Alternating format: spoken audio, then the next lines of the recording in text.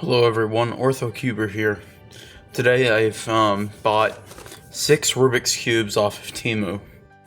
So we're going to start with the unboxing. This is a GE Axis Cube. One thing I've noticed with GE puzzles is they have a very matte finish of them. And they have an odd color scheme. It's much brighter than others, and it kind of looks washed out to me. I also got a GE Dino Cube. It's a corner turning puzzle. The Axis Cube is a shape mod of a 3x3. As you can see, there's a layer right here, so there's the center, edges, and corners. That's it for the GE puzzles. I don't know what brand made this. It kind of looks like it's a knockoff of a knockoff, but regardless, it has the same type of texture as the GE, but the colors are even more kind of washed out, not very saturated. But this is the Redi barrel, so this is a corner turning puzzle. This is essentially if you were to get the Dino Cube, add corners to it, and make a shape mod to turn it into a barrel. And it has a color scheme where each piece is only one color. Okay. Next is this Rubik's Cube. It's called a Magic Cube. And I just got this because it's a different color scheme than a normal 3x3, and you know, it turns just fine. It just feels like every other generic stickerless Rubik's Cube. Okay, next is this Bead Rubik's Cube. So this is essentially a normal 3x3, but it has beads in each side in order to they move like this to add to the challenge. There's a lot of bead puzzles like this, but whenever I saw that they made one that's a Rubik's Cube, I had to get it. Okay, and last but not least is the 2x2 time machine. Now this came in a box like this. It wasn't closed all the way, and it's very beat up. And I've seen reviewers review very similar time machines, and they're in good packaging, so that tells me that there's a good chance that this is a knockoff as well. That being said, the turning seems pretty smooth. As you can see, there's the clock faces. All in all, it feels fairly good. Okay, so I'll be back in a few days to tell you what I think after taking some time to play with these cubes. Okay, so I've had a few days to really break in and try out these puzzles, and I have a few thoughts. They are mostly positive, but for some of these, they're actually pretty negative. So I'm gonna start off with this one. I'm really happy to have this in my collection. I love the colors. Essentially what they are is dark pastels, with the exception of the black and the maroon. It's a standard color scheme, but the yellow is replaced with black, kind of like a square one. I am by no means a speed solver, so the turning quality is just fine for me. It turns, like I said, just like any other generic stickerless puzzle. Maybe something you'd find at a store like Five Below that sells cheap puzzles. Okay, so the Dino Cube. As I mentioned before, I'm not a fan of the brighter colors. To me, they don't look more vibrant, they just kind of look washed out to me. But that's sheerly down to preference. There are a lot of people who like these lighter color schemes. I'm not one of them though.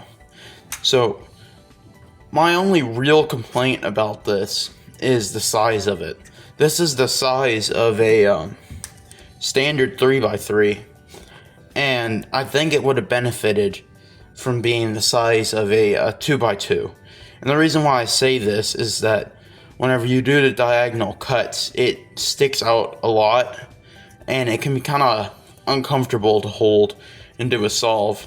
Also, the Dino Cube is a very trivial puzzle to do. It's even easier than the Redi barrel, and the Redi Cube is notoriously easy.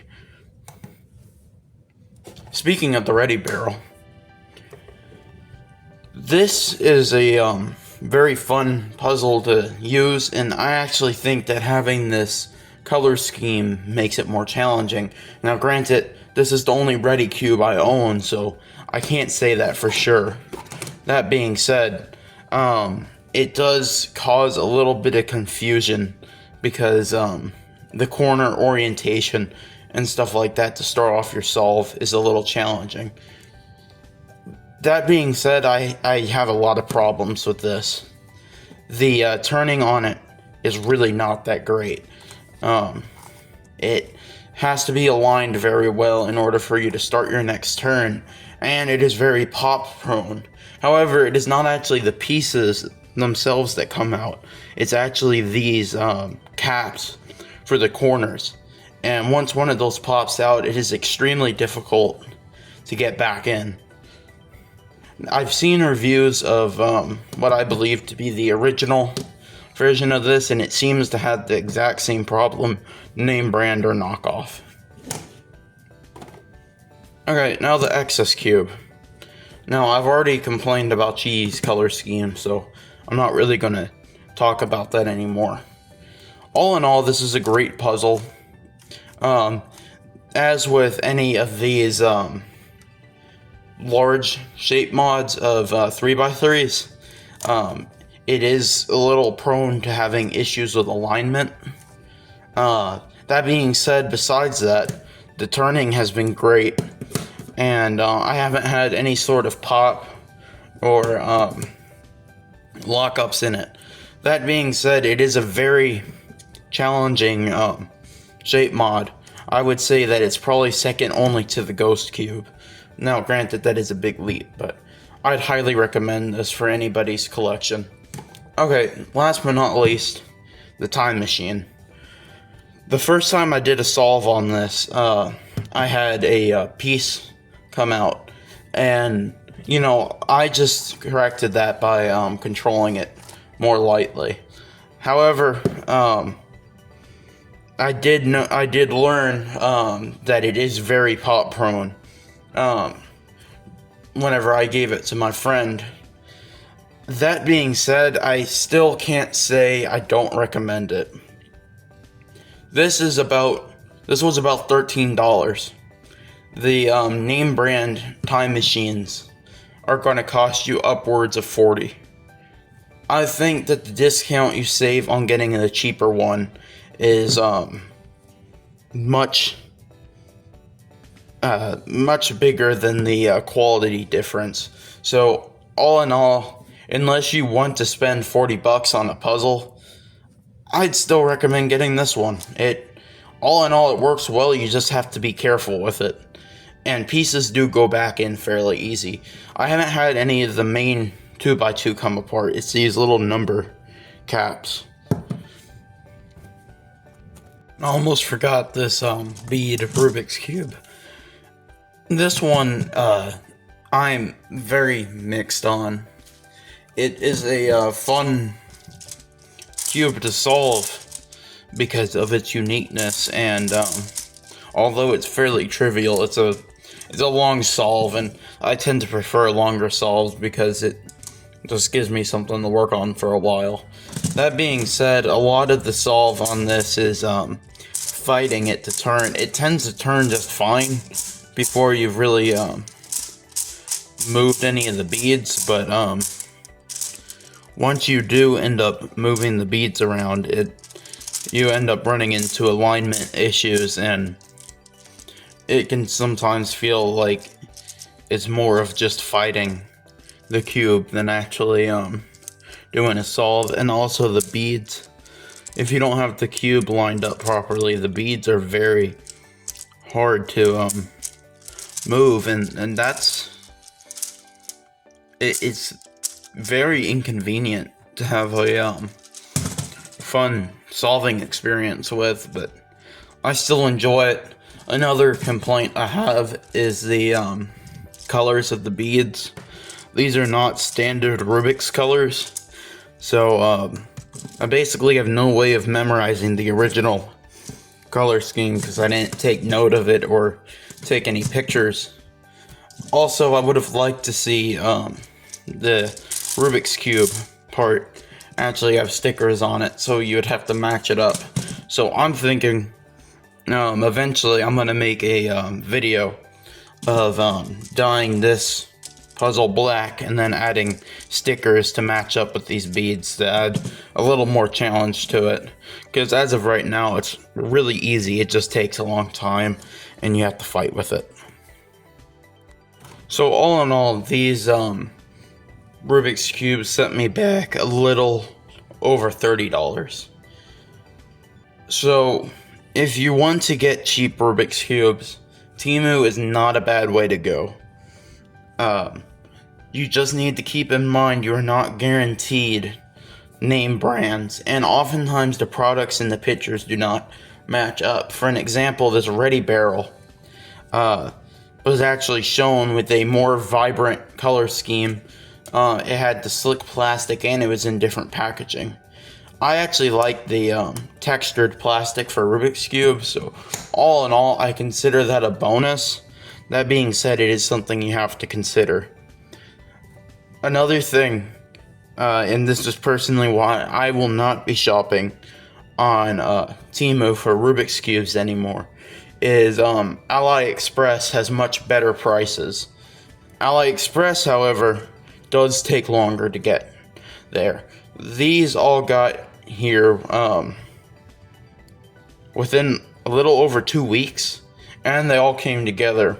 I just recently put a big shipment in for AliExpress, and I'm going to be getting puzzles between now and mid-September, so that's something to consider. People say that you should consider the cubicle and other places like that because of shipping time. You pay the premium for that, and I don't entirely disagree, but Temu is sort of a balance between that, because you get a good shipping time all in all, as long as you're willing to be a little patient, and you get a cheaper deal. But AliExpress is a bit cheaper, but shipping takes a lot longer.